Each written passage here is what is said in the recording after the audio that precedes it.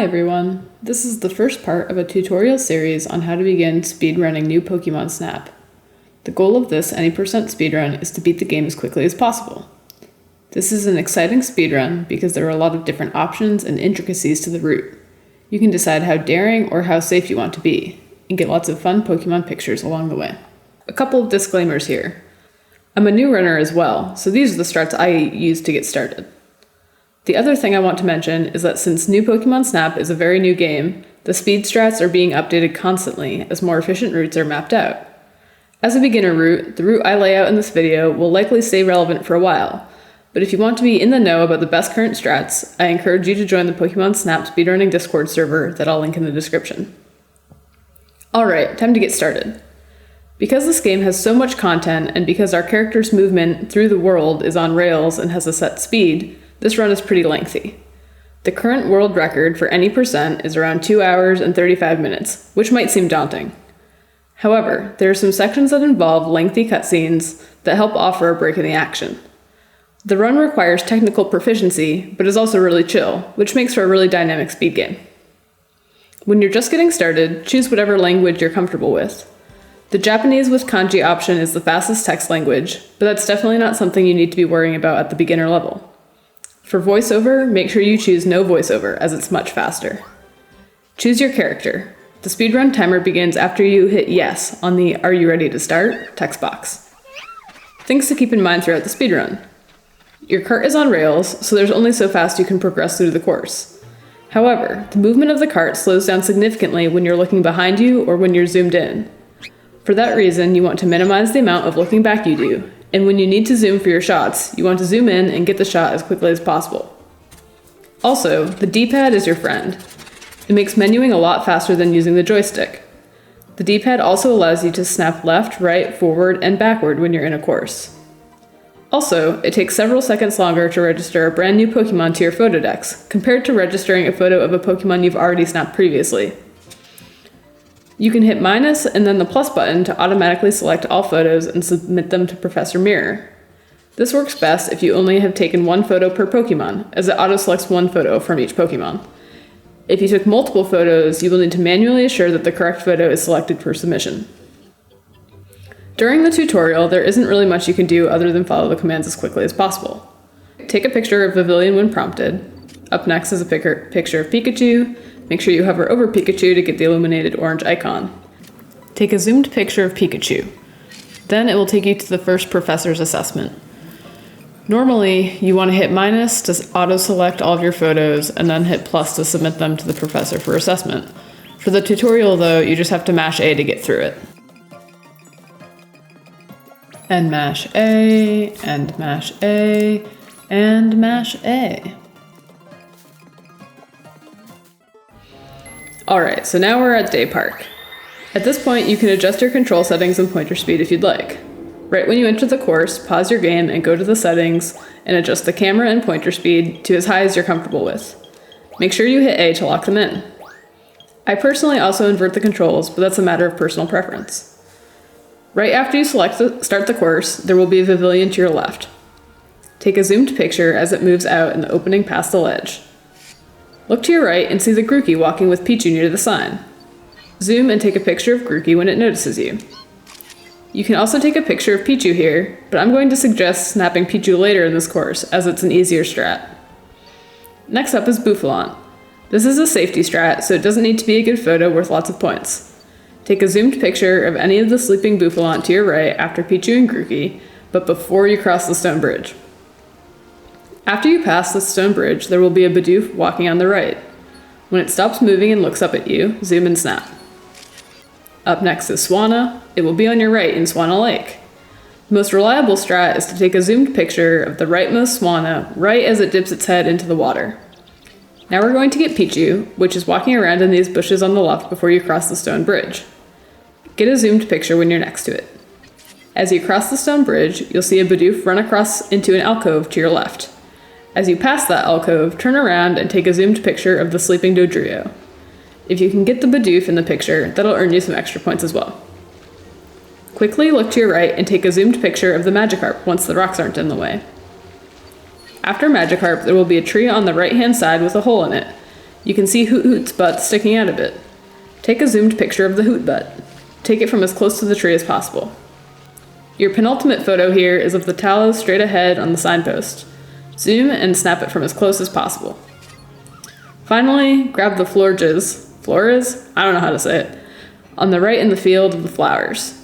Wait until the end of the course dialog appears, then turn to the right and get a zoomed picture of it waving. Hit minus and then plus to auto-select all photos on the submission screen.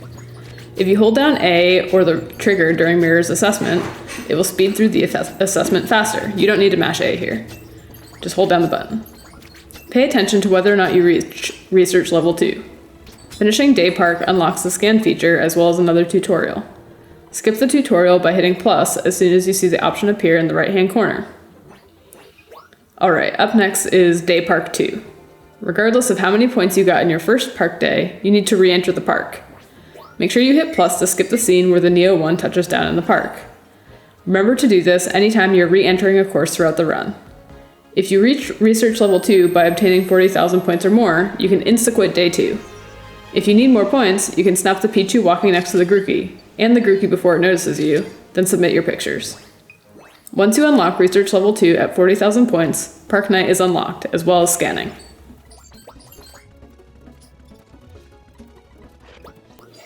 Alright, now we have the night park. You want to enter the course and wait for the Bidoof on your left to land back on all four legs after it looks around when it's standing on its hind legs. Scan and then zoom to get the squinty reaction.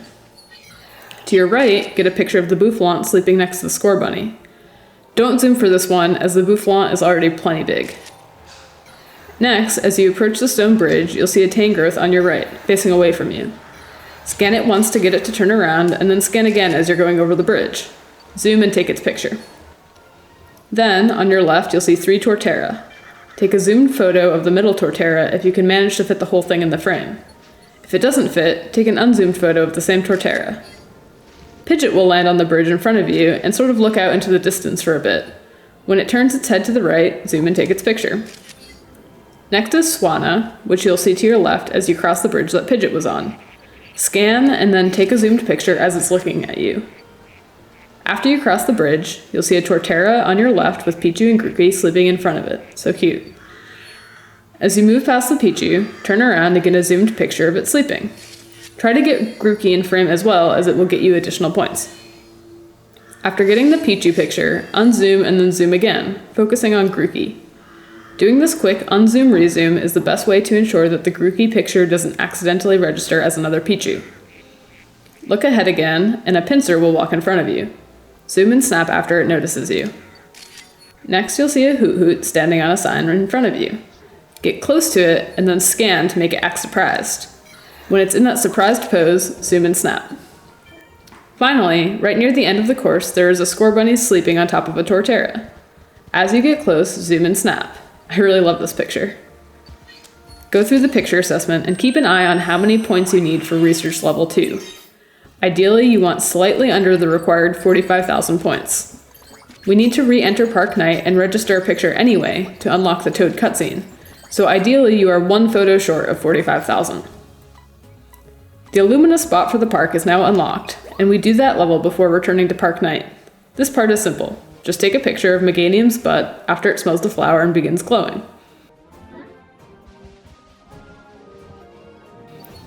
Meganium butt, Meganium butt, Meganium butt, sniff the flower so I can take a picture of your butt. The reason we take a bad picture here is because Illumina Pokemon are worth tons of points, but if we get too many points, it unlocks an achievement which wastes time. So we take a bad picture on purpose to avoid getting that achievement. After getting your photo, make sure you return to looking forward and wait out the end of the course. This will unlock apples. After submitting the Meganium picture, we return to Park Night. The goal here is to get to Research Level 2, which will unlock the next course. How many pictures you need to take here depends on how many points you need to reach Research Level 2. If you need around 2,500 points, you can just get a picture of the score bunny. The score bunny is right ahead of you as you enter the course. Scan, zoom, and take its picture. If you are around 3,000 points short of Research Level 2, then you can also take a picture of the Bidoof to your left as it's walking away from you.